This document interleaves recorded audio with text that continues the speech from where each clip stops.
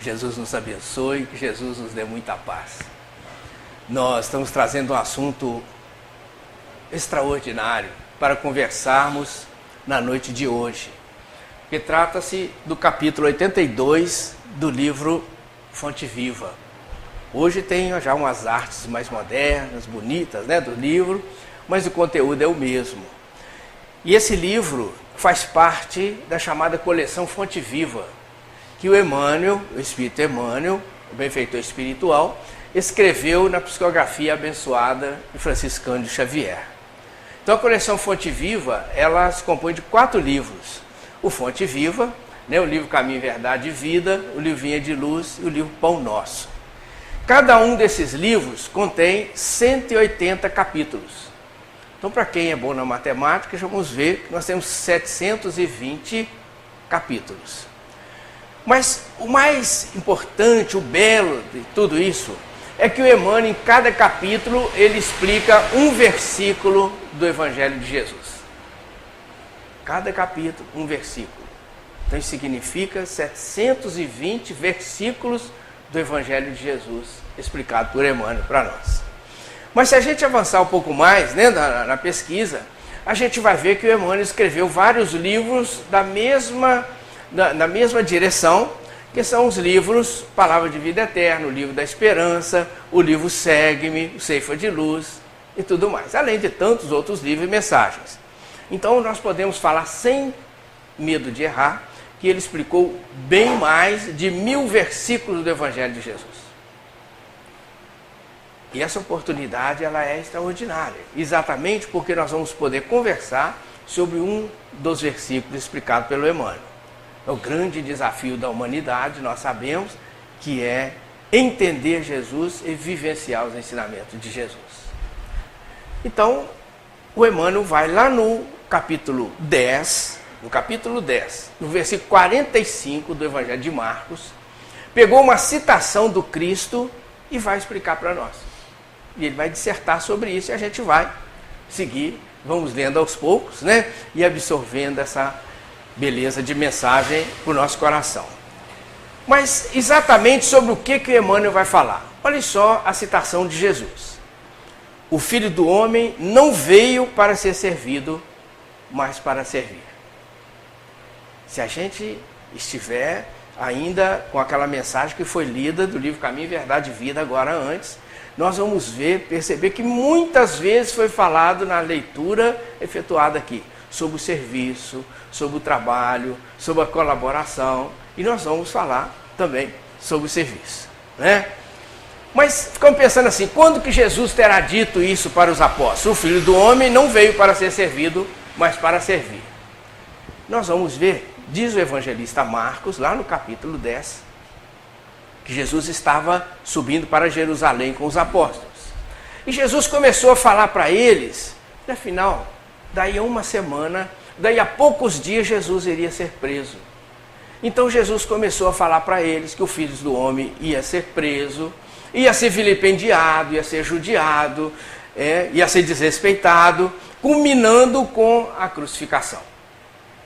E diz o evangelista que os apóstolos, evidentemente, começaram a se entristecer. Só que nesse ínterim, 2 dos apóstolos saem de onde estavam, os 12, e chegam mais próximo a Jesus e dizem a Jesus assim. Se nós pegarmos o relato de Marcos, nós vamos ver, é o que nós estamos citando aqui, que eles disseram a Jesus. Se a gente for em Mateus, a gente vai ver que Mateus fala assim, A mãe deles teria dito a Jesus. Mas não importa, é que a mensagem chegou e de retorno chega ao nosso coração, Os apóstolos eram o Tiago e o João, os filhos do Zebedeu. Então eles chegaram perto de Jesus e falaram assim, Senhor, nós gostaríamos que o Senhor concedesse o que nós vamos lhe pedir. Aí Jesus fala para eles, mas o que queres que eu faça, E eles disseram assim, que um de nós assente à sua direita e outro à sua esquerda na sua glória. Aí Jesus diz para eles, Mas vós podeis beber o cálice que eu vou beber e ser batizado com o batismo que eu vou ser batizado. E eles falam, podemos. E Jesus diz para eles: é certo que podeis beber o cálice que eu vou beber e ser batizado com o batismo que eu vou ser batizado. Mas o quanto a assentar à minha direita ou à minha esquerda é para aqueles que meu Pai tenha preparado. Só que nesse momento, os outros 10 apóstolos começaram a se aborrecer, ficar gastados, né? Vamos dizer, com a colocação daqueles 2 apóstolos. E ficaram aborrecidos com aquilo. Jesus então diz para eles assim, que os príncipes das nações mandam nas pessoas, né? Têm autoridade sobre as pessoas, decidem o destino das pessoas. Mas diz o mestre assim: entre vós não deve ser assim. Entre vós não deve ser assim. Aquele que quiser ser o maior, seja o serviçal. Quem quiser ser o primeiro, seja o servidor de todos. E disse mais, foi aí que Jesus fechou a mensagem, que diz assim: o Filho do Homem não veio para ser servido, mas para servir. Olhem só que mensagem extraordinária. Jesus veio para servir. O governador da terra, né? Aquele espírito já na fase de divindade, né? Das esferas crísticas, que há 4 bilhões e meio receberam do Pai a responsabilidade de criar o nosso sistema solar. No entanto, foi ele que veio para servir.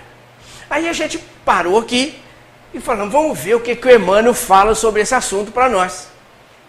E aí o Emmanuel começa a dissertar. As 3 primeiras linhas, olha o que ele diz para nós. A natureza em toda parte é um laboratório divino que elege o espírito de serviço por processo normal da evolução. A natureza em toda parte é um laboratório divino. Em toda a natureza existe o espírito de serviço. Mas o serviço é o processo normal de evolução? Processo normal da evolução. Mas será que não tem uma outra forma? Não existe uma outra forma. É um laboratório divino em todos os reinos da criação e é um processo normal da evolução. É preciso trabalhar, é preciso servir. E nós ficamos pensando assim. Então, os reinos da criação, o Emmanuel fala que em todos os reinos da criação, a natureza é um laboratório divino. Então, quando a lagarta, por exemplo, a lagarta, quando ela está se aproximando o momento da transformação dela, ela come muito, ela se alimenta muito, ela come bastante. E aí ela se agarra numa parede, quem mora em casa é muito fácil de ver isso, ela se agarra numa parede, num galho de árvore, num galho de roseira, numa flor, onde quer que seja, e ali ela se agarra e começa a tecer um casulo em volta dela. E tece o casulo, ali ela se hiberna, e daí a algum tempo, de acordo com a providência divina, vai dizer o irmão X para nós, sai dali uma bela falena esvoaçante, uma bela borboleta. E diz o irmão X ainda para nós, que enquanto a lagarta, há pouco tempo atrás, se alimentava de lama, de folhas, agora vai se alimentar do néctar das flores. É uma bela borboleta. É a transformação. E ficamos pensando assim. Então a lagarta estava trabalhando quando ela começou a tecer o casulo e a transformar. Estava trabalhando. É por isso que o benfeitor fala, em todos os reinos da criação, a natureza é laboratório divino, todos os reinos da criação, o serviço existe. Nós ampliamos mais o leque do raciocínio. Então o leão, sai um leão da floresta para caçar, ele está trabalhando? Está trabalhando. Ele está trabalhando. Eu trabalho naquela faixa da evolução. Vamos mais para o nosso dia a dia, né? Então, galinha. E a galinha? Cheia de pintinho lá, ela sai, começa a ciscar, está se alimentando. Ela está trabalhando? Ela está trabalhando. É o trabalho na fase da evolução dela. Aquilo que ela encontrar, que ela levar para os filhotes, também está trabalhando? Também está trabalhando. Aí sim a gente começa a entender por que o benfeitor disse que a natureza é um laboratório divino. Nós vamos entender mais para frente, vamos avançar mais ainda. Porque o trabalho é o serviço à necessidade para a evolução. Quando nós estávamos pensando nisso, algo extraordinário nos veio à mente. Porque Não sei se conhece, mas hoje, porque hoje já existe até no WhatsApp algumas informações, mas o Dr. Cressy Morrison, quando então presidente da Academia de Ciências de Nova York, ele conta que quando ele assumiu a presidência da Academia de Ciências de Nova York, ele era totalmente cético e não acreditava em Deus. Mais tarde, alguns anos depois da academia fazer muitas pesquisas e ele coordenando aquelas pesquisas, ele vai dizer assim: cheguei à conclusão de 7 razões porque eu passei a acreditar em Deus. E ele declarou essas razões porque ele acreditou em Deus. O Eliseu F. da Mota Júnior escreveu um livro intitulado Que é Deus? E o Eliseu, então, quando ele escreveu esse livro, ele pediu ao Dr. Cressy Morrison autorização para inserir no livro, que era muito pertinente, né, o livro Que é Deus, para inserir no livro aquelas razões que ele tinha passado a acreditar em Deus. E o Dr. Cressy autorizou, gentilmente autorizou lá, e o Eliseu então inseriu nesse livro. Mas lá o Dr. Cressy vai falar do cosmos, vai falar do Sol, da Lua, dos meteoritos, extraordinário. Mas nós pegamos uma bem pequenininha que encaixa bem na nossa reflexão do reino da natureza, do serviço, né, do trabalho como serviço de evolução. O Dr. Cressy vai dizer assim, que lá no Alasca, um estado até que não opta muito, que não influencia muito nas políticas norte-americanas, não. Tem lá os 50 estados que decidem tudo, o Alasca está um pouco mais longe, não toma muito partido, não. E o Alasca, diz ele, a região, é um estado, né, norte-americano, onde venta demais, venta muito, mas venta tanto que eles não conseguem plantar nada lá no Alasca. Tanto é que eles vivem da extração mineral, inclusive de petróleo, mas a plantação, a agricultura não. Aí ele disse que eles se reuniram e pensaram assim, nós precisamos plantar alguma coisa para a gente ter o mínimo de subsistência aqui, para não ficar tão dependente dos outros.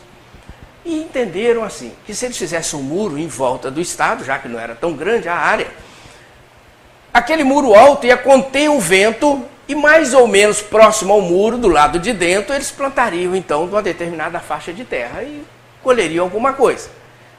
E concluíram que valia a pena. Mas depois foram estudar os custos e tudo mais, concluíram ainda que se eles conseguissem uma planta que formasse uma cerca viva, que se produzisse muito rápido, trançasse bastante, enfim, uma cerca viva bem fechada, ela conteria o vento e eles poderiam plantar de uma forma assim relativamente barata. E foram achar essa planta, diz ele, na nossa selva amazônica, na pátria do Evangelho. Encontraram essa planta, levaram para o Alasca, plantaram e ela se deu muito bem com o solo e começou a multiplicar-se rápido, a trançar e rapidamente formou então uma cerca viva. Mas ele vai dizer assim, quando nós resolvemos plantar, nós verificamos que a planta estava invadindo a área que nós tínhamos se reservado para o plantio, porque ela se multiplicava muito rápido. E nós então entendemos, percebemos que nós tínhamos esquecido de trazer o predador para aquela planta, porque tinha que ter um predador para aquela planta. Aí lembraram disso, voltaram para o nosso Brasil e aqui encontraram então um besouro, que era o predador daquela planta. Um predador que tinha que se reproduzir muito mais rápido do que a planta e comer muito rápido as plantas, senão eles não dariam conta. E levaram para lá. E os besouros começaram a se reproduzir, a comer as plantas. Ele diz assim, rapidamente nós percebemos que o muro estava chegando onde a gente queria. Eles já tinham comido muitas plantas e estava ótimo. Só que foram ver, tinham nuvens de besouros invadindo a região onde eles iam plantar e as casas. E eles ficaram apavorados e nós não trouxemos o predador para esse besouro. Aí ele vai dizer assim, quando nós estávamos sem saber o que fazia, nós percebemos que os besouros começaram a morrer. Começaram a morrer. E não entendemos e fomos pesquisar e fomos verificar a parte biológica, a biologia, e verificaram que o inseto cresce o corpo, mas não cresce o tubo respiratório. Então, à medida que ele cresce o corpo, ele necessita de mais ar e o tubo respiratório mantém no mesmo tamanho e ele não aguenta e morre. Aí ele vai dizer assim, aí eu entendi que uma inteligência infinitamente além da nossa criou tudo com equilíbrio, com naturalidade, e a natureza por si só vai se reformando, se renovando, se transformando. quando ele fala assim, uma inteligência infinitamente além da nossa, não tem como a gente não se reportar ao livro dos Espíritos, né? Pergunta número 1. Quando os Espíritos já diziam, em 1857, para Allan Kardec, Deus, inteligência suprema, causa primária de todas as coisas. Extraordinário, mas que fantástico! A doutrina espírita já trouxe para nós há 160, agora vai fazer 160 anos atrás, né, tudo isso. E a gente fica esperando assim, a ciência vir comprovar, falar, agora eu acredito, né, porque a ciência comprovou. Então, felizmente, o Dr. Kresge, depois dessa e de outras razões, ele então se declara confiante e acreditando em Deus. Bom, mas você fala, o que mais que o Emmanuel vai falar? Tem muita coisa bela aqui. Aí a gente pega uma segunda, mais 2 linhas que ele fala assim. Os olhos atilados observam a cooperação e o auxílio nas mais comezinhas manifestações dos reinos inferiores. Os olhos atilados observam nos reinos inferiores. Quando eu estava meditando nisso aqui, me veio à mente o capítulo 28 do Evangelho segundo o Espiritismo. No capítulo 28, está lá intitulado assim, Coletânea de Preces. E tem uma prece muito bonita, que vale a pena a gente ler, reler, estudar e meditar. Chama-se Prece pelos Médiuns. Pelos Médiuns. Então tem um trechinho lá pequenininho, em que os Espíritos falam assim, Deus concedeu ao homem o telescópio para que ele observe o cosmo, a maravilha do cosmo. E Deus concedeu ao homem o microscópio para que ele observe as coisas infinitamente pequenas. E Deus concedeu a mediunidade ao homem para que ele observe e tenha um contato com a dimensão espiritual. Fantástico. Falei, mas é isso que o Emmanuel está dizendo aqui. Abstraindo-nos de falar de mediunidade, nesse instante, que não é o nosso enfoque, né? Mas se a gente pegar o telescópio e o microscópio, nós vamos ver que as coisas infinitamente pequenas, nos reinos infinitamente pequenos, a colaboração se faz. É por isso que no universo tem a lei chamada de cooperação, né? Todos têm que cooperar. Não existe ninguém sozinho. Quem está na choupana depende de alguém para lhe ajudar no sustento. Quem está no palácio depende dos serviçais. Não tem jeito. Enquanto tem alguém sorrindo numa choupana, tem alguém chorando no palácio. Todo mundo depende um do outro. Nós estamos juntos, temos que andar juntos. E a gente então percebe que em todos os reinos a colaboração é assim, a cooperação é assim. É assim, mesmo nos infinitamente pequenos. Basta a gente lembrar das manadas dos pássaros, os cardumes dos peixes, os animais como andam em bando. É fácil observar. Só olhar hoje a mídia, a gente vê para todo lado, né? Esse exemplo de cooperação, de colaboração. Então, esses reinos infinitamente pequenos, a gente não precisa ir lá, porque nós não temos o microscópio. Mas basta a gente lembrar do formigueiro, que é um trabalho mais organizado, de colaboração do que a formiga. Basta a gente lembrar do apiário, né, de uma colmeia de abelhas. Como que o trabalho é organizado, como que o trabalho é de cooperação. É um com o outro, o tempo todo, a cooperação. Eu hoje estava meditando nisso aqui de uma forma extraordinária. Sabe por quê? Nós, ao visitar comunidades socialmente mais necessitadas, que ainda necessitam muito da ajuda material, não é? A gente começa a perceber tantas coisas extraordinárias dessa cooperação, que às vezes a gente vai achando que vai ensinar ou que vai ajudar e a gente sai dali ajudado. Isso vai ser até carregado, vai nos braços.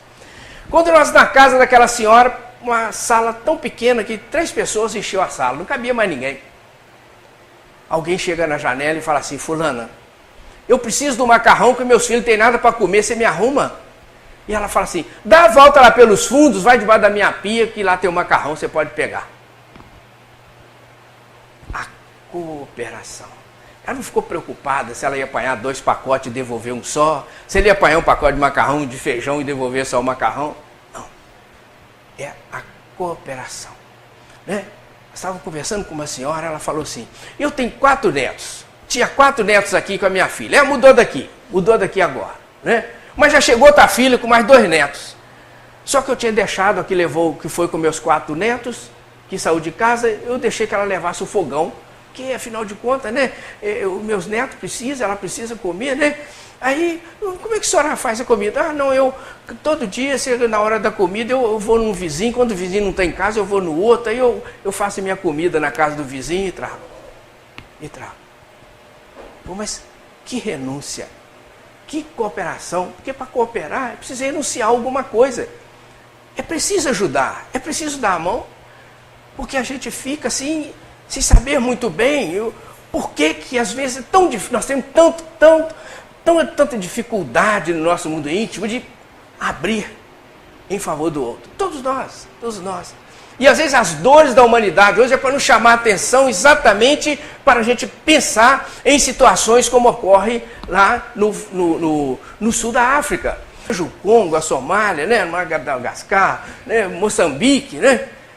Tanto que tem companheiros aí do Brasil, né, do Centro Espírita lá de Campo Grande, que reúnem uma turma grande, mês que vem eles vão para lá. Agora eles vão 2, 3 vezes ao ano para ajudar a população lá, porque as crianças são órfãos de pai e de mãe e ficam pelas ruas, nas intempéries da natureza, não tem onde morar. Né? A água que tem fica na mão de meia dúzia e não dão para os outros. Então vão esses irmãos lá e vai uma turma bonita e ajudar aqueles irmãos lá. Né?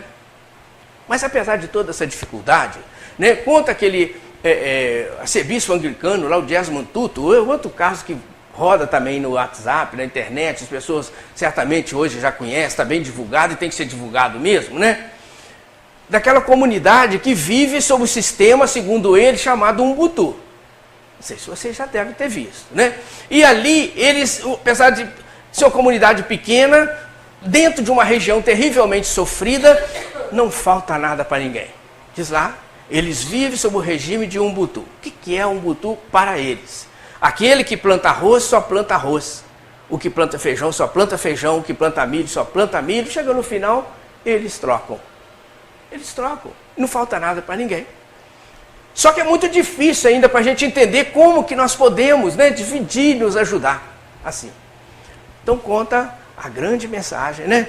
Que um antropólogo americano que ali estava, passava as férias, não entendeu nada o que era aquilo de Ubuntu, e falou assim, eu vou embora porque minhas férias estão terminando, nas próximas férias eu vou voltar porque eu quero entender como consegue viver assim. Sem ninguém ter muito, mas todo mundo ter tudo. E ele, antes de ir embora, ele pegou um saco grandão, encheu de guloseima, de bala, de bombom, de biscoito, amarrou no alto de uma árvore e começou a chamar criança. E haja criança, e tem muita criança em todo lugar, né? E as crianças chegavam perto dele.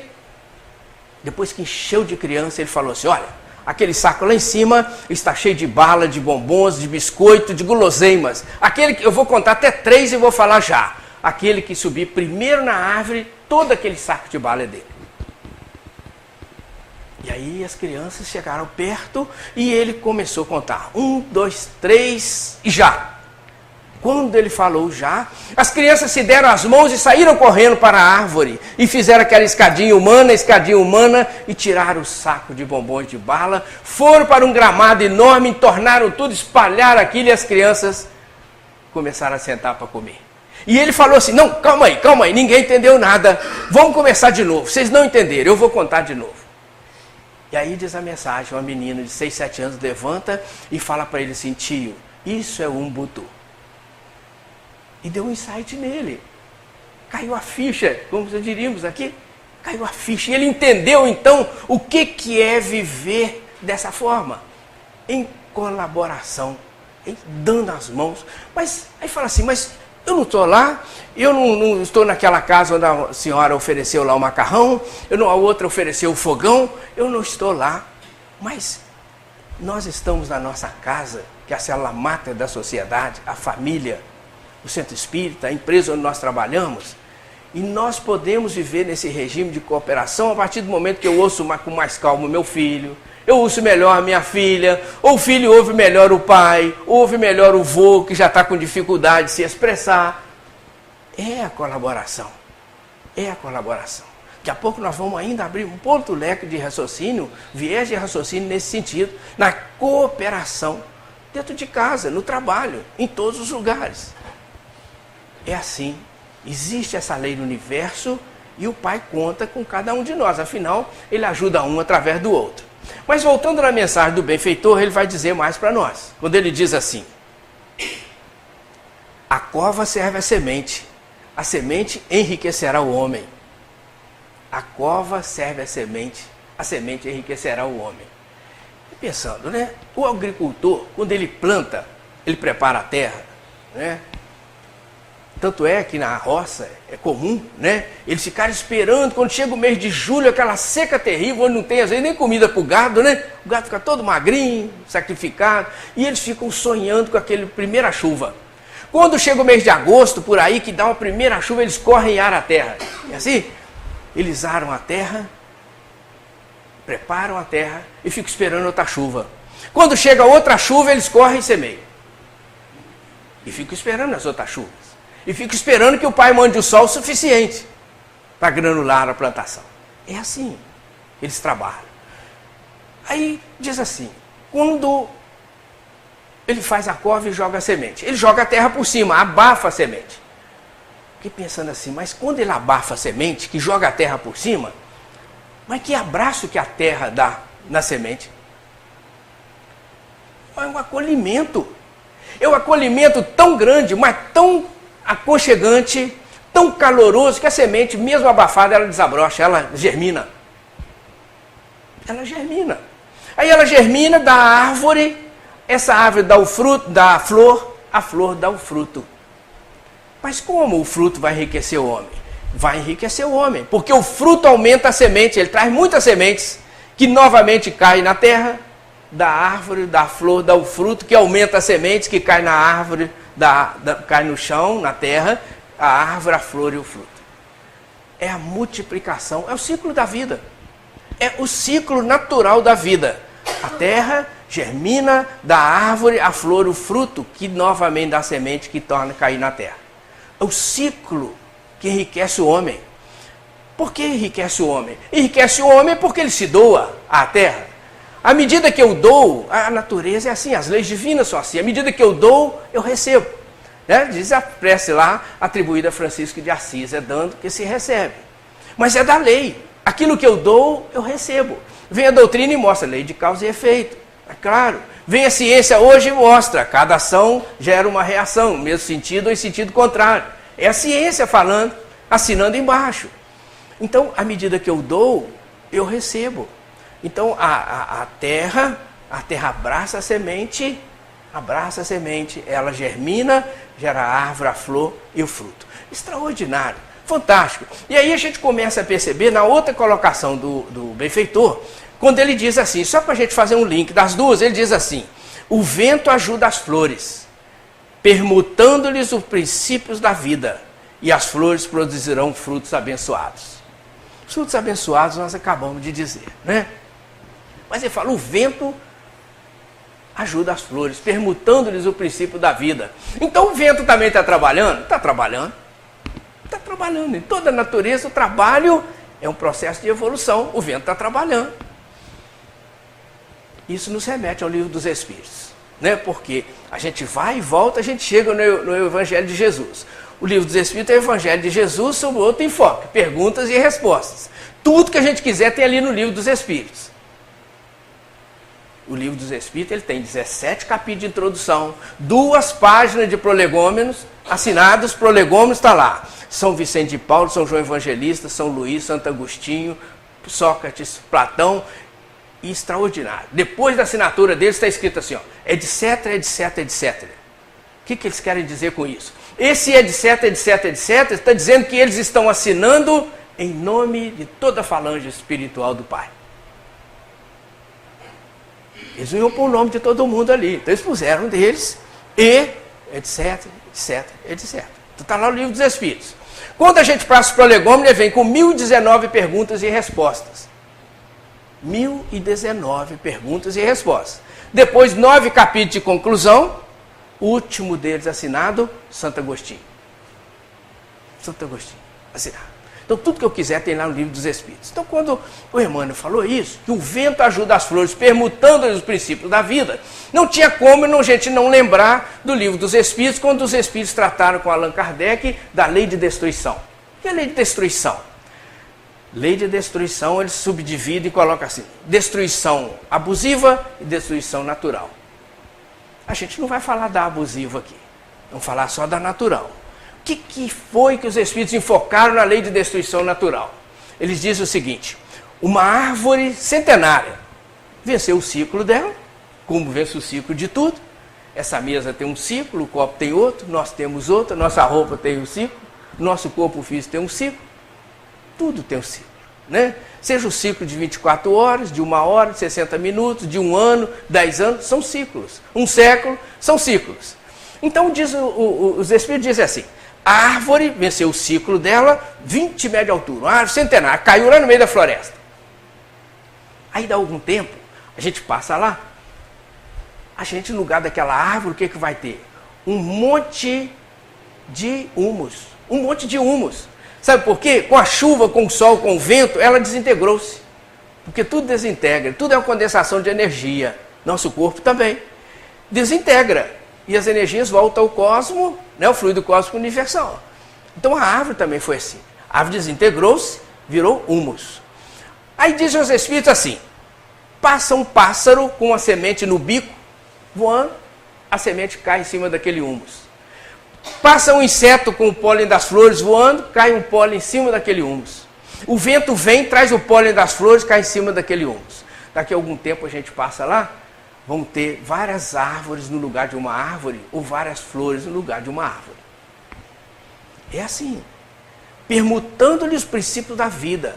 Porque isso, o Emmanuel está colocando dessa forma, lógico que outros irmãos, né, jamais preparados, poderiam ter outras interpretações muito mais avançadas, muito mais belas, mas dentro da nossa condição evolutiva a gente percebe que a natureza, ela se recompõe, ela se multiplica, na medida em que nós deixamos que ela haja, que ela vá agindo, porque é a bênção divina. E o Pai, na sua misericórdia, Ele sustenta tudo, a energia é divina, nós estamos inseridos na energia divina. Nós nem estamos com a energia divina, nós estamos inseridos nela. Como diz os mentores espirituais, como um peixe no oceano. Nós estamos dentro do Pai, da energia divina o tempo todo. Então tudo vai mudando de uma forma perfeitamente natural. Mas avançando mais, ele diz assim, os rios confiam-se ao mar, o mar faz a nuvem fecundante. É muito bonito quando ele fala assim, os rios confiam-se ao mar, o mar faz a nuvem fecundante. Porque quando a gente pega aquele regato bem pequeno, nos bairros, né? Alguns, coitados, quase secando, meio de água assim. Porque quando não vem muita chuva, eles vão secando, né? Ficando a água muito pesada e eles vão secando. Quando vem a chuva, é a bênção divina, que sempre vem, né? No momento certo. Então, mas esses regatos, eles confiam-se ao mar, a um córrego maior. Eles se entregam, eles se doam. Aquele córrego maior se entrega ao rio, e o rio o abraça, o acolhe e o leva para o mar. E é assim. Cada um deles vai evaporando, mesmo a água quando é suja, vai se evaporando. Aí o Emmanuel fala assim, né? Essa evaporação faz as nuvens fecundantes. Mas por que fecundantes? Porque passa pelo filtro, né? O Pai nos permite falar assim, vocês também. Um filtro, como que é um filtro divino, que passa aquela evaporação, ainda que não seja perfeitamente limpas, elas passam naquele filtro, formam as nuvens e voltam sob a forma de chuva. De uma forma tão cristalina, tão pura, que a gente pode parar assim, ó, e beber. É a água da chuva. Aí aquela nuvem derrama água, que cai no solo, que absorve a água, aumenta a fonte, aumenta o regato e evapora de novo. Outro ciclo. É o ciclo. Cai no solo, aumenta a fonte, aumenta os rios, evaporam e voltam sob a forma de chuva que aumenta a fonte e assim vai. É um bailado divino, né? Um bailado extraordinário, que faz com que nós percebamos que tem um controle divino sobre tudo um controle divino sobre tudo e que no momento certo tudo acontece. Haja visto que algum tempo atrás, né, nós estávamos aí às voltas com a falta de água, né, uma luta, preocupação, inquietação no coração terrível, né? Começamos a pedir ao Pai chuva. E o Pai mandou, regularizou tudo, tranquilo, mandou tudo. Agora basta a gente saber usar, né? Temos que saber utilizar. Então existe um controle central que comanda tudo, absolutamente tudo, a gente tem que ter esta convicção.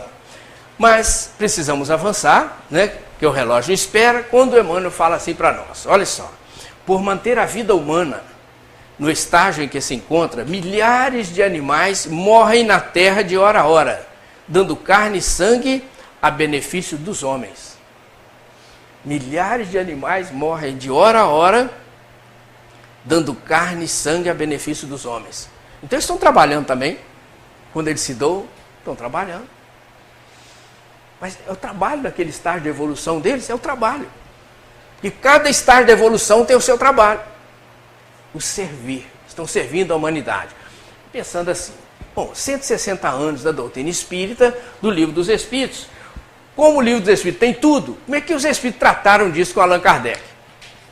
Tem muitas perguntas a respeito disso. Os animais se doam, né, para manter a vida humana. Nós pegamos duas só, pequenas, só para enriquecer o nosso coração, quando Allan Kardec perguntou aos Espíritos do Senhor assim, entre os homens da terra existirá sempre a necessidade da destruição? E os Espíritos dizem assim, esta necessidade se enfraquece no homem à medida que o Espírito sobrepuja a matéria. Assim é que, como podeis observar, o horror à destruição cresce com o desenvolvimento intelectual e moral. Então, à medida que nós desenvolvemos intelectualmente e moralmente, a gente vai ter horror, mais horror à destruição. Antes de comentar, nós vamos ler a outra. 734. Allan Kardec emendou as perguntas, porque Kardec foi assim, ele foi trançando as perguntas como uma rede de luz, né? Em cima de uma resposta ele emendava outra pergunta, né? Tudo foi montando um link de pergunta com pergunta, né? E com a resposta. Quando ele diz assim, em seu estado atual, tem o homem direito ilimitado de destruição sobre os animais? Afinal, nós temos direito ilimitado de destruir os animais? Aí os Espíritos disseram assim, tal direito se acha regulado pela necessidade que ele tem de prover ao seu sustento e à sua segurança. O abuso jamais constituiu direito. Então o direito a essa destruição é em função da nossa necessidade de sobrevivência, de alimentação ou a segurança. Fora isso, nós precisamos crescer intelectualmente e moralmente para que a gente entenda e perceba essa desnecessidade. Então é por isso que o índio sai para caçar, ensina o índiozinho também a caçar, mas ele vai e caça enquanto ele tem fome. O leão sai para caçar também enquanto ele tem fome, depois ele deita e vai dormir. É assim? Os animais são assim. Né? Então por isso a natureza é uma escola. A gente percebe. E é por isso também que o benfeitor, ele nos leva a ver a natureza. Vemos que até agora nós falamos da natureza. Ele abre um leque, abre a janela para a gente perceber a natureza lá fora, tudo que nos rodeia, inclusive o cosmo, né, as estrelas cintilantes e tudo mais, para depois ele dar a orientação. É assim que ele faz. É a pedagogia divina. Né? Aí ele depois nos orienta. Aí ele vai dizer assim para nós. Aí ele começa a trazer para dentro da nossa casa a mensagem. Olha o que ele diz. Infere-se de semelhante luta que o serviço é preço da caminhada libertadora e santificante. Então o serviço é o preço da caminhada libertadora. Nós estamos aqui para evoluir. Precisamos trabalhar, precisamos servir. Né? Não é à toa que os Espíritos vão falar no Livro dos Espíritos também da importância do trabalho, mostrando que o trabalho é tudo que é útil. Então se eu não posso mais carregar um peso, se eu não posso mais trabalhar, né, fazendo qualquer esforço físico, eu posso trabalhar com a mente e com o coração.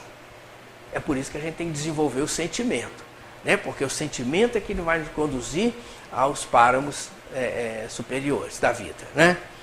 Aí o Emmanuel diz assim: a pessoa que se habitua a ser invariavelmente servida em todas as situações não sabe agir sozinha em situação alguma. A criatura que serve pelo prazer de ser útil progride sempre e encontra 1000 recursos dentro de si mesma na solução de todos os problemas. A gente juntou as duas informações em função do nosso tempo. Mas ele vai dizer assim, né? A pessoa que acostuma ser sempre servida, ela vai ter dificuldade em todos os lugares. Em todos os lugares. Aqui provavelmente não aconteça isso, né? Mas é muito comum, já vi em muitas casas, na minha também acontece, né? Em que chega domingo, os filhos vão para a casa dos pais. Ou se reúnem numa casa qualquer, do irmão, do filho e tudo mais. Reúne todo mundo ali. Aí começa, né? A turma, na hora do almoço, a turma come, coloca a vasilha lá na pia. Na cuba, né, da pia, coloca lá. Aí o outro suja um copo, coloca lá. Né? Tomou um sorvete, pega o copo, coloca lá. Aí a cuba da pia já não cabe mais, porque todo mundo está colocando ali a mesma coisa. Aí começa a se colocar na parte de mármore da pia. Enche aqui, enche do outro lado. Aí quando dá 1h30, 2 horas, a turminha começa a pegar o carro, né? E todo mundo vai embora. Todo mundo vai embora. Alguém tem que arrumar, né? Alguém tem que limpar aquilo. Vai sobrar para alguém. Então, a lei de cooperação nos chama o quê? Então, se cada um fizer um pouquinho, vai ficar mais leve o peso. Nós estamos entrando no tempo de frio. Está esse friozinho gostoso, né? Aí o tempo de frio. Aí começam os cobertores a sair do guarda-roupa. Aí a pessoa levanta de manhã, aquele cobertor assim, ou vários cobertores, ele sai dali e deixa até um túnel, igual um casulo da lagarta lá, né? E vai para o trabalho, ou vai para a escola, ou vai para a faculdade, vai para onde quer, porque o ônibus já está atrasado, e o café não esqueceu até de fazer a prece, de ler o evangelho, ele já foi, né? Deixou lá. Alguém vai ter que arrumar a cama. É assim. Alguém vai ter que arrumar. Quem tem o conforto de ter a secretária também vai ter que arrumar.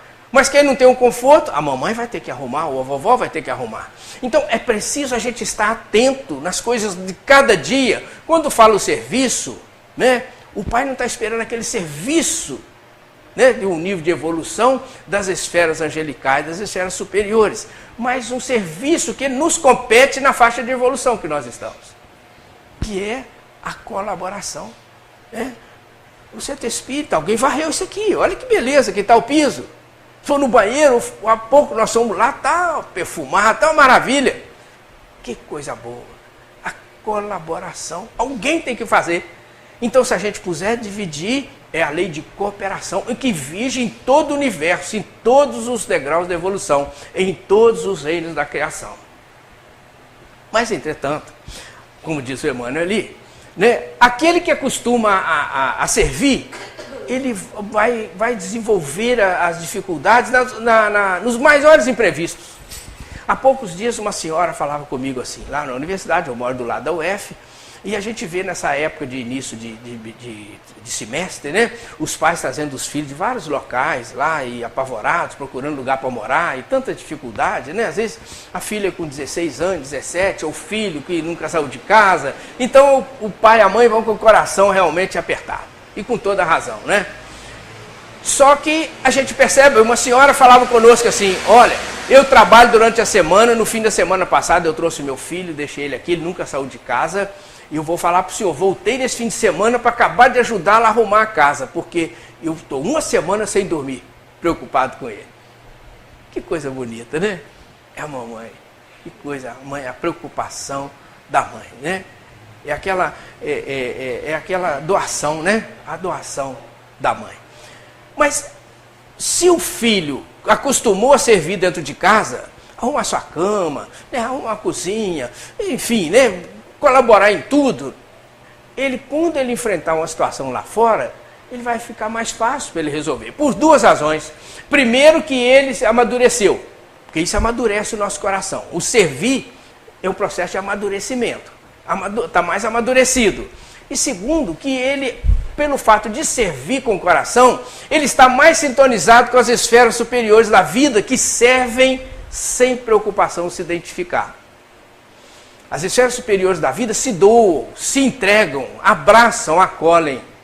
E aquele irmão, por estar acostumado a servir, ele está mais simpático aos espíritos superiores. Por consequência, vai receber maior inspiração para resolver as dificuldades que lhe surgirem à frente. E aí a gente lembra lá do Livro dos Espíritos de novo, quando os espíritos, Allan Kardec pergunta aos espíritos assim: qual a melhor forma de nos livrar de um obsessor, falando com as minhas humildes palavras, né? Ou de um espírito mau? Aí os espíritos superiores vão dizer assim: atraindo os bons. Atraindo os bons. Então, o servir também nos ajuda nesse equilíbrio? Claro que nos ajuda nesse equilíbrio. O servir é o doar-se, né? Em nome do Pai. E certamente as esferas superiores vão estar aplaudindo aquele que exercitar cada dia, cada minuto, o valor, né? O valor de servir. Mas como nós precisamos ir caminhando para o final, o Emmanuel fala assim: quem reclama excessivamente dos outros por não estimar a movimentação própria na satisfação de necessidades comuns, acaba por escravizar-se aos serviços, estragando o dia quando não encontra alguém que lhe põe à mesa. Quem aprende a servir, contudo, sabe reduzir todos os embaraços da senda, descobrindo trilhos novos. Quem aprende a servir, arruma uma forma, pelo amadurecimento pessoal ou pelas inspirações do mundo superior. Porque o mundo superior é assim, os espíritos superiores é assim, né? Eles estão aqui, já recolheram as nossas dores do mundo íntimo, as nossas inquietações, as nossas tristezas, né? Às vezes alguma mágoa, ressentimento, tudo aquilo que não nos faz bem, já recolheram, deixaram no coração, no lugar, o bálsamo renovador. Nos faz lembrar quando a Amélia Rodrigues fala, né? Jesus fala assim: ele transformava pela simples presença tecidos purulentos em tecidos laváveis. Em tecidos laváveis.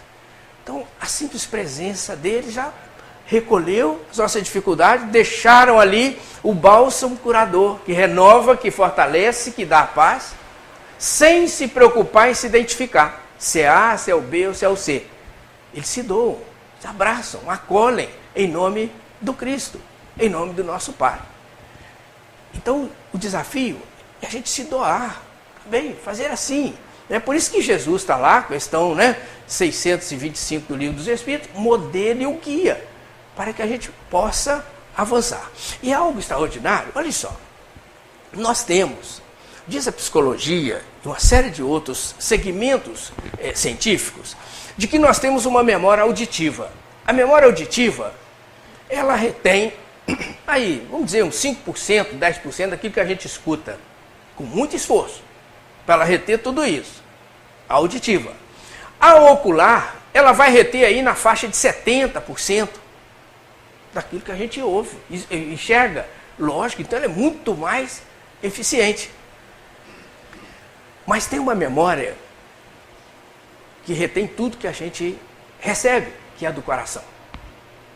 A memória do coração, ela registra tudo aquilo que a gente sente. Daquilo que sente. Então a gente vai ver na perfeição divina, na pedagogia do Cristo, porque quando Jesus aqui esteve, ele usou as 3 memórias. Ele usou a nossa memória auditiva porque ele falou e fala. Ele usou a nossa visual porque ele falou e fazia e faz. E usou a nossa do coração porque ele tocou o nosso coração. Vamos exemplos. Porque registra de uma forma indelével, um carimbo que não sai mais. Exemplo daquele momento, né, em que Jesus já na última ceia, daí a 1 hora, 2 horas, ele já ia ser preso. Ele ia ser preso, ele sabia disso. Aí resolveu, né, fazer a ceia lá com os apóstolos, e ele partiu o pão, é assim, lá, né, na região, né, era tradicional o patriarca, né, o mais experiente, o mais amadurecido, partia o pão e doava às pessoas. Né? E ele partiu o pão num viés muito rápido, numa interpretação superior de irmãos maiores. Vamos dizer assim, que aquele partiu o pão, dava um pedaço para alguém, E aquele pedaço, ele simbolizava, como hoje a gente faz de uma forma assim bem simplória, né? Quando parte-se um bolo no aniversário, fala assim, por que você vai dar o primeiro pedaço? Porque é aquela pessoa que o outro aniversariante quer homenagear, né? Então Jesus, sabendo que daí a 1 hora, 2 horas, ele ia ser entregue pelo Judas, Jesus pega o primeiro pedaço e doa para o Judas. Gravou no coração. Não tem jeito a gente esquecer. A gente pode não perdoar, podemos não tirar do coração as mágoas, né? Como aquela moça que fala assim, tem 4 anos que eu não converso com meu pai, eu não quero saber. Não quero saber. Eu pergunto ontem, uma senhorinha, uma jovem senhora, fala assim, e o seu irmão, como estava o seu irmão? Ó, tem uns 6 meses, tem uns 6 anos que eu não vejo, não sei onde mora, não quero saber. Então a gente pode até agir assim pela nossa imperfeição, o que não devemos e não podemos. Porque quem fica doente é quem está com mágoa. Não, o outro às vezes não está nem lembrando. Hoje até a ciência já explica isso, que à medida que eu guardo mágoa, ressentimento, eu tenho uma série de situações complicadíssimas, orgânicas, pressão arterial, problema de diabetes, às vezes, até problema de câncer pode gerar em função de mágoa, de ressentimento. E a gente sabe disso e há ciências que já comprovam. E Jesus já falava, né? A doutrina espírita vem e fala. Então, a gente começa a perceber que nós, mesmo que a gente não faça o que Jesus fez, a gente está registrado, não tem desculpa. Eu não sabia, não tem jeito. Não tem jeito, porque está na consciência. A lei de Deus está na consciência. Então Jesus dá um pedaço de pão para o Judas, independente de saber que daí 1 hora, 2 horas ele ia entregá-lo aos soldados romanos, aos fariseus e tudo mais, para a crucificação. Dali em frente, Jesus se alimenta com eles. O que diz o evangelista João no capítulo 13? O evangelista relata de uma forma lindíssima isso, se a gente puder ir lá dar uma olhada, porque a gente traz aqui uma série de informes.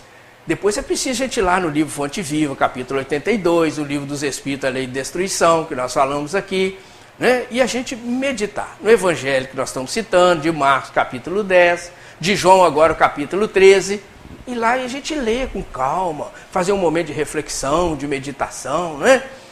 Mas então o João vai relatar que Jesus, naquele momento da ceia, no término da ceia, ele cinge-se com uma toalha, pega um recipiente com água, começa a lavar os pés dos apóstolos. E aí, quando ele chega no Simão, o Simão fala, não, Senhor, o Senhor não vai lavar meus pés.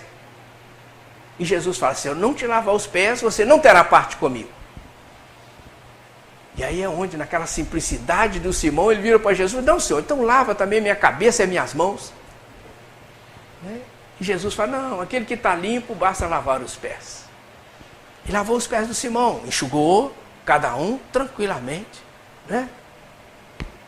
Ao final da mensagem, mais no final, Jesus vai falar para eles assim, terminado, Jesus deixa a grande lição. Aí vem o registro, o carimbo no coração de cada um de nós. Quando ele fez, e quando ele diz em seguida, quando ele diz assim, se eu, Senhor e Mestre, vos lavei os pés, vós também deveis fazer isto uns aos outros. Bem-aventurados sois se o fizerdes. Fala assim, né? A gente fica pensando assim, mas eu vou sair lavando os pés dos meus familiares, no centro espírita, do colega no centro espírita, dos irmãos que trabalham no centro espírita, e lá na empresa então, vou sair lavando os pés de todo mundo? Mas isso é o simbólico, né? É o servir, né? Isso é figurado, né? Como diz a Joana de Anjos lá, né? Hipérbole, né? Fala bonito, até de falar. A gente tem que perceber que isso é um convite para servir. Ajudar o outro, ouvir melhor o outro, ser mais paciente com o outro, ser mais tolerante com o outro, nós estamos servindo. Por isso que Jesus fala, bem-aventurados sois se o fizerdes. Mas se o fizerdes, atendendo à lei de cooperação. Não é que a gente saia lavando os pés. Claro, se o fizer, melhor ainda. Mas ele queria dizer que a gente tem que se doar, a gente tem que se entregar. E aí o Emmanuel fecha o capítulo, que nós precisamos fechar, quando ele diz assim, aprendiz do Evangelho, olha que o Emmanuel fecha a mensagem. Aprendiz do Evangelho, que não improvisa a alegria de auxiliar os semelhantes, permanece muito longe do verdadeiro discipulado. Porquanto, companheiro fiel da Boa Nova, está informado de que Jesus veio para servir e desvela-se a benefício de todos até o fim da luta. Se há mais alegria em dar que em receber, há mais felicidade em servir que em ser servido. Quem serve, prossegue. Extraordinário, né? E nós, nesse servir e prosseguir, só nos resta agradecer o nosso Pai, de bondade, de misericórdia, que nos serve a todos os momentos e a gente até esquece de agradecer a Ele. Então a gente aproveita agora, juntos, encarnados e desencarnados, para agradecer a Ele. Né? Nossas palavras de gratidão ao nosso Pai, a Jesus, o Divino Mestre, amigo, a toda a equipe espiritual que aqui se encontra, pedindo a eles que nos fortaleça, nos esclareça, para que nós possamos continuar servindo e prosseguindo sempre. Muito obrigado a todos, muita paz.